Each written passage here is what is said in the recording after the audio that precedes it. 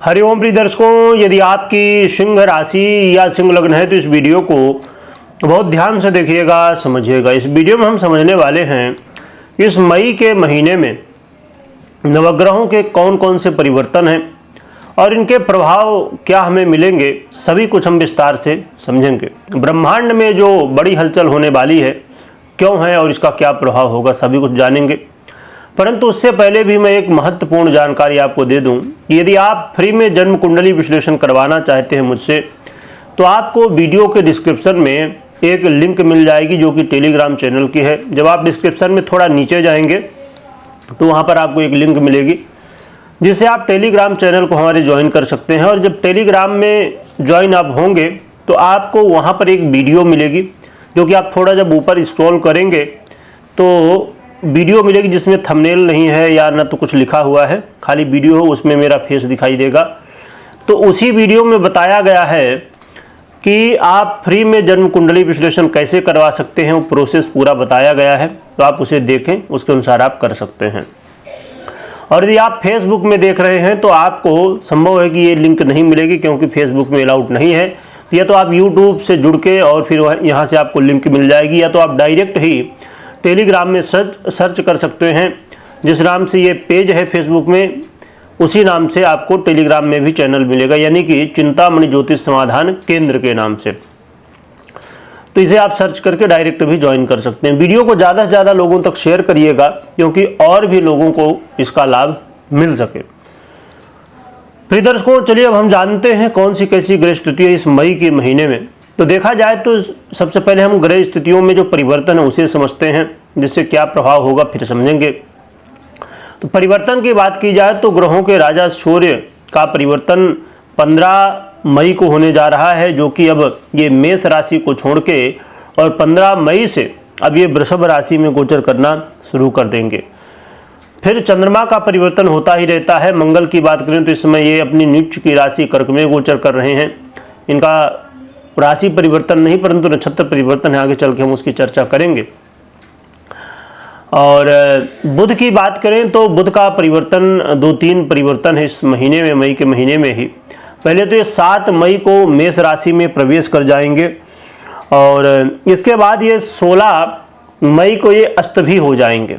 फिर 23 मई को ये पुनः राशि परिवर्तन करेंगे और वृषभ राशि में गोचर करना प्रारंभ कर देंगे।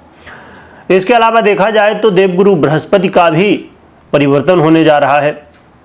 ये परिवर्तन बहुत विशेष है, इसके बहुत मायने हैं, आगे हम समझेंगे। तो देवगुरु बृहस्पति 14 मई को अपना परिवर्तन करेंगे।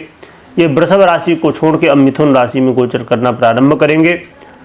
और शुक्र की बात करें तो शुक्र का परिवर्तन लगभग ये मतलब कहना चाहिए कि 31 मई को होगा, जो कि ये महीना लगभग पूरा हो चुका होगा।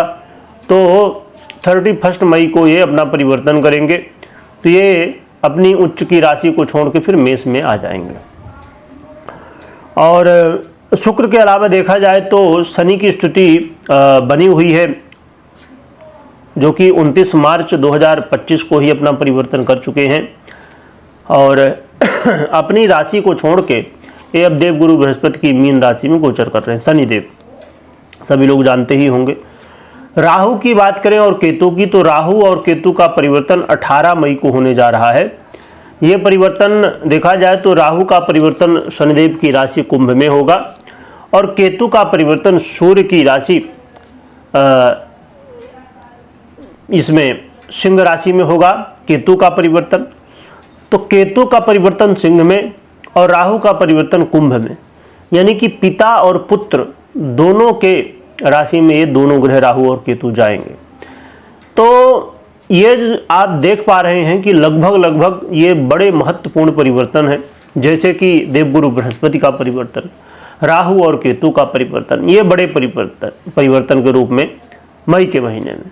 परंतु ये 2025 का सबसे बड़ा परिवर्तन था शनि का, जो कि 2025 के अलावा भी 2027 तक का सबसे बड़ा परिवर्तन है। उसके बाद अब गुरु और राहु केतु का भी महापरिवर्तन होने जा रहा है। परंतु इसमें विचारणीय तथ्य ये है कि ये जो देवगुरु बृहस्पति का है ना, तो ये परिवर्तन आप देखेंगे कि चेंज है इसमें। आप अक्सर जानते होंगे कि जब गुरु का परिवर्तन होता है तो लगभग 1 वर्ष के लिए हो जाता है, और ये परिवर्तन अब जो होने जा रहा है 2025 में, ये लगभग 5 महीनों के लिए है। फिर उसके बाद ये मिथुन से कर्क में जाएंगे अतिचारी अवस्था में, और फिर ये वक्री होंगे, फिर वक्री होने के बाद पुनः मार्गी होंगे, अस्त उदय ये होते रहेंगे। यानी कि कई परिवर्तन, जो ग्रह सोचिए 1 वर्ष एक राशि में रहता था, लगभग 5 महीने। तो ये जो स्थितियां हैं तो ये बड़ी महत्वपूर्ण है। और राहु केतु तो 18 महीना रहेंगे ही। तो और इसमें कुछ योग भी बन रहे हैं। एक तो बुधादित्य योग जो अक्सर आप सुनते रहते होंगे, परंतु यहाँ पर जो बुधादित्य योग बनने वाला है वो अलग है, क्योंकि यहाँ पर अब ये वृषभ राशि में सूर्य भी होंगे और बुध भी होंगे। आगे चल के शुक्र भी आ जाएंगे तो लक्ष्मी नारायण योग, वैभव योग, त्रिग्रही योग इत्यादि बन जाएगा। और इसके अलावा यहाँ पर जो देखिए हमारे जीवन में हर ग्रह अपना प्रभाव देता है। ऐसा नहीं कि कोई भी ग्रह का अब यदि हम चंद्रमा की बात करें जो कि सबसे कम समय में अपना राशि परिवर्तन करते हैं, तो ऐसा नहीं कि चंद्रमा का प्रभाव नहीं है, बिल्कुल है, हर एक ग्रह का प्रभाव होता है। परंतु अभी आपने इसके पहले वीडियो देखी होगी कि इसी चैनल में आपको वीडियो देखने को मिली होंगी। लगभग यूट्यूब में बहुत ही कम इसके बारे में वीडियो बनी थी, परंतु मैंने बनाया था क्योंकि गोचर में आप जानते हैं कि काल सर्प योग बना हुआ है, यदि आपने वीडियो देखी होगी। और ये जो गोचर में काल सर्प योग बना हुआ है और राहु और केतु का परिवर्तन 18 तारीख को होगा, तो जैसे राहु और केतु का परिवर्तन होगा वैसे ही इस काल सर्प योग तो बना ही रहेगा भी, परंतु इसके जो प्रभाव हमें मिल रहे हैं उसके प्रभाव में कहीं ना कहीं बदलाव चेंज होगा, क्योंकि इनकी राशि में परिवर्तन होने की वजह से। तो वो भी हम आगे चल के जानेंगे आने वाले समय में। अभी जानते हैं कि सिंह वालों के लिए कैसा ये महीना रहने वाला इन ग्रहों के बदलाव से। तो देखा जाए, सबसे पहले हम सूर्य की चर्चा करते हैं, एक ग्रहों की कर लेते हैं। तो सूर्य की चर्चा करें तो सूर्य ये आपके स्वयं लग्नेश हैं, राशि हैं, और ये वृषभ राशि में जब गोचर करेंगे, यानी कि आपके कर्म क्षेत्र में गोचर करेंगे, तो ये अपने आप में बहुत अच्छी स्थिति है। यहाँ पर सूर्य का ये परिवर्तन आपके कार्य क्षेत्र को लेके पॉजिटिव परिणाम देने वाला, आपके कार्य क्षेत्र में मान सम्मान की वृद्धि, आपके कार्य क्षेत्र में आपका दबदबा बनना, और जो लोग सरकारी क्षेत्र से जुड़े हुए हैं उनका और भी अच्छा ग्रोथ होने की संभावनाएं, या अन्य क्षेत्र भी हैं। यदि सूर्य से प्रभावित क्षेत्र हैं तो उसमें और भी ज़्यादा संभावनाएं बढ़ेंगी। बाकी सभी नौकरी से प्रभावित लोग इसमें प्रभावित होंगे।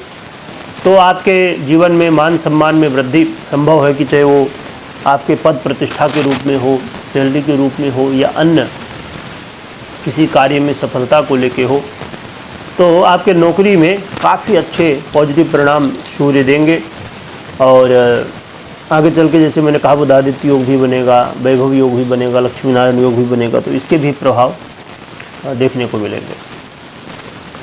तो इसके अलावा आपके जीवन में यदि माता पिता के साथ आपके रिश्तों में कहीं ना कहीं खासकर पिता के साथ कोई अनबन की स्थिति बनी थी, वो दूर होती हुई दिखाई देगी। और जो लोग नौकरी, वो भी सरकारी नौकरी के लिए प्रयास कर रहे थे, तो ये अच्छा समय है। तो इस सूर्य का गोचर काल बहुत अच्छा रहने वाला है कहा जाए तो। और फिर हम चंद्रमा का हमने देखा ही कि उनका परिवर्तन होता रहता है, परंतु मंगल की बात करें तो मंगल तो अभी उसी स्थिति में है, यानी कि आपके व्यय भाव में गोचर कर रहे हैं, जो कि मंगल आपके लिए बहुत ही महत्वपूर्ण ग्रह हैं, आपके भाग्य से हैं, और भाग्य के साथ साथ ये सुखेश भी बनते हैं। तो व्यय भाव में गोचर करना उतना श्रेष्ठ नहीं है, तो मंगल कहीं ना कहीं अपना प्रभाव देते रहेंगे। थोड़ा सा आपको मेहनत अधिक करनी पड़ रही होगी जब से मंगल की स्थिति ठीक नहीं है। आप देख ही रहे हैं लंबे समय से मंगल नीच अवस्था में, बीच में मिथुन में गए थे, फिर से पुनः ये नीच हो गए। तो कहीं ना कहीं आप ये देख रहे होंगे कि खर्च की अधिकताएं, और यदि कोर्ट कचहरी से जुड़े हुए हैं तो वहाँ पर समस्याएं, और साथ में विदेश को लेकर समस्याएं, और भाग्य का साथ ना मिलना, यानी कि जो भी काम कर रहे हैं उसमें थोड़ी सी देरी होना, ऐसी चीज़ें थोड़ी देखने को मिल रही होंगी। तो इनका ये प्रभाव अभी जारी ही रहेगा, जो कि आगे चल के अभी नक्षत्र परिवर्तन मई के महीने में ही होना, तो उसके प्रभाव में थोड़ा सा बदलाव ज़रूर होगा। क्या होगा आगे वाले देखेंगे हम कि कैसा क्या प्रभाव रहेगा। परंतु मंगल का जो प्रभाव है तो उतना अच्छा नहीं है, परंतु फिर भी ये आपके भाग्य से हैं तो बहुत ज़्यादा बुरा भी नहीं होने देंगे। तो ये अच्छी बात है कि भाग्य से हैं आपके, तो ये संभालने की कोशिश करेंगे। इसके अलावा हम बुध की बात करें तो बुध के 3 परिवर्तन हैं। तो एक तो बुध पहले मेष राशि में जाएंगे, जो कि आपके भाग्य भाव में जाएंगे, और बुध महाराज आपके धनेश भी बनते हैं, और साथ में बुध महाराज आपके आयस भी बनते। बड़े ही महत्वपूर्ण ग्रह, वैसे अच्छे ग्रह तो नहीं है परंतु बड़े ही महत्वपूर्ण ग्रह हैं आपके हिसाब से, राशि के हिसाब से। पर फिर भी ये सूर्य के मित्र हैं तो काफ़ी अच्छा है आपके लग्नेश के। तो धन के मामले में ये जो परिवर्तन है ये कहा जाए कि थोड़ा बेहतर तो है, परंतु पूर्ण रूप से ये फल देने में समर्थवान नहीं होंगे, क्योंकि एक तो मंगल के राशि में जाएंगे मेष में, और दूसरा ये आपके कोई पॉजिटिव ग्रह नहीं है। पर फिर भी इनकी जो स्थिति अभी बनने जा रही है ये काफ़ी अच्छी है, तो कुछ न कुछ लाभ आपको धन को लेके, पैसे को लेके होने वाला है। और इसके अलावा देखा जाए तो इसके बाद ये अस्त हो जाएंगे, तो ये 16 मई को अस्त होंगे। तो ये अस्त का जो समय है वो थोड़ा सा अच्छा नहीं है, उसके पहले का समय ठीक रहेगा। और फिर ये 23 तारीख को पुनः वृषभ में जाएंगे। तो ये वृषभ में इनका गोचर करना जो है तो कहीं ना कहीं आपके लिए काफ़ी बेहतर हो जाएगा। और यहाँ से फिर से बुध भी, एक तो सूर्य आपको प्रभावित कर रहे थे, कार्य क्षेत्र को लेकर अच्छा प्रभाव दे रहे थे, बुध भी देंगे। फिर जैसे मैंने बताया बुधादित्य योग भी बन जाएगा। तो काम काज को लेकर मई का महीना काफ़ी अच्छा दिखाई दे रहा है। जो लोग नौकरी पेशा में हैं तो उनके लिए काफ़ी अच्छे प्रभाव दिख रहे हैं। और इसके अलावा देखा जाए तो बुध आपके आय को और दूसरे भाव को भी, क्योंकि वहाँ के अधिपति हैं, तो वाणी से संबंधित चीज़ें भी काफ़ी सुधरेंगे, या आपका कोई काम है वाणी से संबंधित तो वहाँ भी अच्छे परिणाम देखने को मिल सकते हैं। इसके अलावा हम बुध के बाद देवगुरु बृहस्पति की बात करें, हम विस्तार से चर्चा गुरु के बारे में आगे आने वाले समय में करेंगे, अलग से जो वीडियो होगी विस्तार से। परंतु इसमें यदि हम चर्चा करें संक्षेप में तो देवगुरु बृहस्पति आपके आय भाव में आ जाएंगे, जो कि बहुत ही अच्छा कहा जाएगा। वैसे ये मिथुन राशि में रहेंगे तो उतना श्रेष्ठ नहीं है, परंतु फिर भी ये जो भावगत प्रभाव है, और देवगुरु बृहस्पति जो कि आपके बहुत ही अच्छे ग्रह माने जाते हैं, आपके पंचमेश हैं, और साथ साथ में ये अष्टमेश भी हैं साथ में। तो अचानक धन प्राप्ति की स्थिति बनेगी आपके जीवन में। अचानक जो पहले बिगड़े हुए काम थे वो अचानक बनते हुए दिखाई देंगे। अचानक आपकी कोई इच्छा पूरी हो सकती है। और देवगुरु बृहस्पति का जो परिवर्तन है वो काफ़ी ज़्यादा आपके जीवन में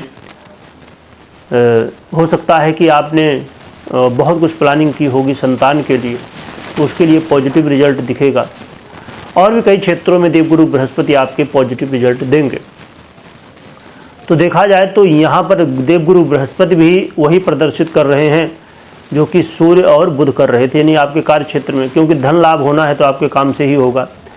तो यहाँ पर और भी एक बार गुरु का भी सपोर्ट मिलेगा आपके काम को, तो काम को लेके और भी अच्छी बेहतर स्थितियाँ देखी जा सकती हैं। इसके अलावा शुक्र का परिवर्तन देखें तो शुक्र का परिवर्तन उतना बहुत ज़्यादा महत्वपूर्ण नहीं कहा जाएगा, क्योंकि शुक्र का परिवर्तन मेष में होगा। अभी जो मीन में है तो ये बहुत अच्छी स्थिति शुक्र की मानी जाती है, और आपके यहाँ पर अष्टम भाव में है तो ये प्रभाव दे भी रहे होंगे। आप देख ही रहे होंगे कि अचानक आपके जीवन में धन लाभ की स्थितियाँ बन रही होंगी, और भी ये आपके जीवन में खासकर काम को लेके भी काफ़ी अच्छी स्थितियाँ होंगी। और इस समय आप ये भी देख रहे होंगे कि मेहनत तो करना ही है, क्योंकि कोई चीज़ों में सफलता चाहिए तो मेहनत करना है, पर फिर भी कई बार बड़ी आसानी से काम बन जा रहे हैं। तो ये भी काफ़ी अच्छा है। शुक्र का जो प्रभाव चल रहा है यानी कि मीन राशि में, तो अच्छी बात है। और शुक्र के अलावा शनि के बारे में आप जानते ही हैं कि शनि का जो प्रभाव है तो ये बहुत अच्छा नहीं है, क्योंकि ढैया के रूप में शनिदेव आपको प्रभावित कर रहे हैं। तो शनिदेव संघर्ष को बढ़ाएंगे। हाँ, यहाँ पर शनिदेव का आपके कार्य क्षेत्र को लेकर पॉजिटिव रिजल्ट नहीं है, और शनि की जो स्थिति है वो कहीं ना कहीं कार्य क्षेत्र में आपके डिस्टर्ब कर सकती है। तो इसमें आपको क्या करना चाहिए कि आपको काम को लेकर सीरियस रहना चाहिए। आप मेहनत से पीछे बिल्कुल ना हटें, आलस्य ना करें, और अपने वाणी में संयम बरतिएगा।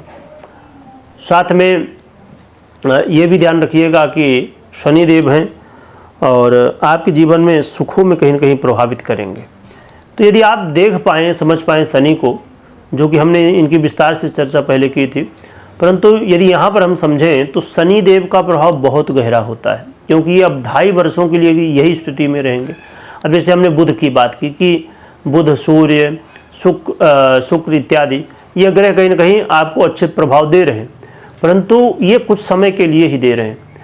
परंतु शनि का जो प्रभाव लंबे समय के लिए, इसीलिए कई बार जब शनि के प्रभाव से आप प्रभावित होते हैं किसी भी क्षेत्र में, जिस क्षेत्र में, तो वो क्षेत्र कहीं ना कहीं बहुत प्रभावित हो जाता है। इसलिए जो कि अभी स्टार्टिंग का समय है तो उतना ज़्यादा प्रभाव भले ना देखने को मिले शनि, क्योंकि अक्सर प्रभाव वो जाते जाते दिया करते हैं। तो अभी स्टार्टिंग में भले उतने प्रभाव ना दिखें, परंतु धीरे धीरे चीज़ें शनि के प्रभाव होंगे। और यदि आपने अभी 2025 में, और ख़ासकर शनि परिवर्तन ये हुआ, इसको आपने नहीं समझा अपने कुंडली के अनुसार, ज़रूर इसे समझने की कोशिश करिएगा क्योंकि शनि और राहु केतु के बड़े प्रभाव होते हैं। इसके अलावा शनि के बाद हम राहु केतु की बात कर लें तो राहु केतु का जो प्रभाव है प्रिय दर्शकों, तो ये बड़ा महत्वपूर्ण है। खासकर आपके दाम्पत्य जीवन को लेके सतर्कता आपको बरतनी चाहिए। यदि आप व्यापारी हैं तो व्यापार में सतर्कता। और सबसे बड़ी बात है कि इस समय राहु और केतु का जो प्रभाव है, और वो भी काल सर्प के रूप में प्रभाव है, तो ऐसी स्थिति में आपको मानसिक तनाव बढ़ सकता है, और निर्णय जो लेना है उसमें बहुत सावधानी रखिएगा। क्योंकि अब देखा जाए तो इस समय कई बार ऐसे निर्णय आप लेंगे कि बाद में लगेगा कि नहीं, अरे हमसे तो गलती हो गई। तो इसीलिए अभी जो आपको निर्णय लेना है तो उसमें सावधानी के साथ। और मैंने बताया है कि दाम्पत्य जीवन, मैरिज लाइफ में भी सतर्कता। और यदि विशेषकर बिजनेस में है और पार्टनरशिप में है ना बिजनेस, तो वहाँ कई बार आरोप प्रत्यारोप, एक दूसरे के प्रति शंका हो जाना, ये चीज़ें भी देखने को मिल सकती है। और इस समय बहुत लोग हो सकता है कि अभी से ही, पहले से ही प्रभावित हो रहे हों, क्योंकि ये बड़े ग्रह हैं तो कई बार अपना प्रभाव, राशि परिवर्तन 18 मई को होना पर वो प्रभाव पहले ही 2-2.5 महीने पहले से देने लगते हैं कई बार। तो इसीलिए हो सकता कुछ लोग प्रभावित हो रहे हों। सोशल मीडिया को लेके बड़ी चिंताएं लोगों को हो सकती है। जिनके कुंडली में राहु और केतु की स्थिति यदि ठीक नहीं होगी तो संभव है कि लोग प्रभावित हो रहे हों।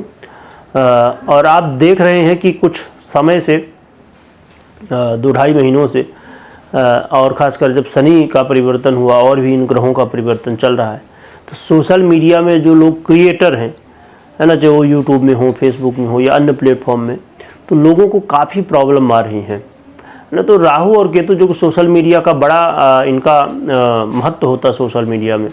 हर एक ग्रह का अपना प्रभाव है, परंतु खासकर इन ग्रहों का। तो इसलिए जो सोशल मीडिया से जुड़े हुए हैं लोग, क्रिएटर हैं खासकर, उन्हें अपनी कुंडली के अनुसार एक बार ज़रूर समझना चाहिए। जो इस समय वर्तमान में स्थितियाँ चल रही, चाहे वो हम मंगल की बात कर लें, चाहे राहु केतु की बात कर लें, चाहे शनि की बात कर लें, और बुध की स्थिति जो कि परिवर्तित होती रहती है, जो कि बुध भी यहाँ पर बड़ा महत्व रखते हैं। परंतु खासकर ये 3-4 ग्रह हैं, क्योंकि इनकी लंबे समय से स्थितियों में बड़े बदलाव हैं, तो ये बहुत प्रभावित करते हैं। तो देखा जाए तो ये नवग्रह के क्या प्रभाव इस समय मिलेंगे, इस मई के महीने में, हमने समझा। परंतु अब उपाय क्या करना चाहिए वो हम समझेंगे। परंतु उससे पहले मैं बता दूं कि यदि आपको कभी भी कोई भी निर्णय लेना है, तो जैसे आपने मुझसे सुना ये गोचर के आधार पे है, तो आपको गोचर के आधार पे कभी भी कोई भी निर्णय नहीं लेना चाहिए। आपको हमेशा अपनी पर्सनल जन्म कुंडली का विश्लेषण करवाने या तो करने के बाद ही आपको निर्णय लेना चाहिए। तो फिर एक प्रश्न उठता है कि फिर इस वीडियो को देखने का क्या मतलब है, या अन्य वीडियो को। क्योंकि प्रिय दर्शकों, जैसे मैंने कहा कि ये 50% प्रभाव आपको ये गोचर देता है और 50% आपकी जन्म कुंडली। इसीलिए यदि आप एक को देखते हैं किसी को, तो फिर इसमें कहीं ना कहीं प्रभाव कई बार वो चीज़ें घटित होंगी, कई बार नहीं होंगी। इसीलिए हमको दोनों को देखना समझना आवश्यक होता है। चलिए जानते हैं उपाय क्या करना चाहिए। तो देखा जाए तो सिंह वालों के लिए और तो सभी चीज़ें ठीक ठाक हैं, परंतु यहाँ पर राहु केतु शनि और मंगल की स्थितियाँ बहुत ठीक नहीं हैं। तो आप हनुमान जी की आराधना कर सकते हैं, तो आपके लिए काफ़ी अच्छा है। और ढैया के हिसाब से भी हनुमान जी की आराधना आपके लिए ठीक है। तो ये जो ग्रह स्थितियाँ हैं, तो आप हनुमान जी की आराधना करिए, इससे आपके जीवन में काफ़ी अच्छा होगा। और अपने दिनचर्या को बेहतर करिएगा। भगवान सूर्य को अर्घ भी दीजिए, क्योंकि आपको लग्नेशी हैं तो और मजबूत होंगे, तो अच्छी बात है।